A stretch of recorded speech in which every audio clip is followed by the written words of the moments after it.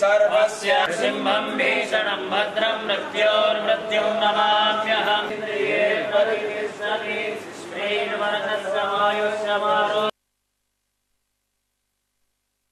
లోని శ్రీ లక్ష్మీ నరసింహస్వామి ఆలయంలో ఈ రోజు నుంచి దేవి నవరాత్రుల ఉత్సవాలు మొదలైనవి.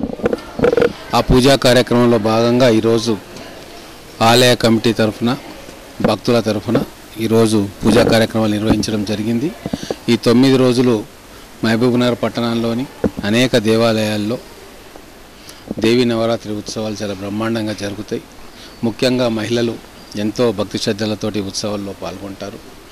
అధికార యంత్రాంగం కూడా రాబోయే రోజుల్లో దసరా పండుగకు సంబంధించిన అన్ని వ్యవస్థల ఏర్పాటును కూడా సమీక్షించింది.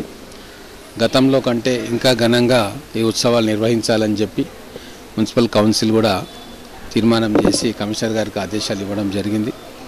జిల్లా యంత్రాంగం ఈ దసరా ఉత్సవాలను శాంతియుతంగా బ్రహ్మాండంగా వైభవోపేతంగా జరిగేట్లు అన్ని ఏర్పాట్లు కూడా చూస్తుంది.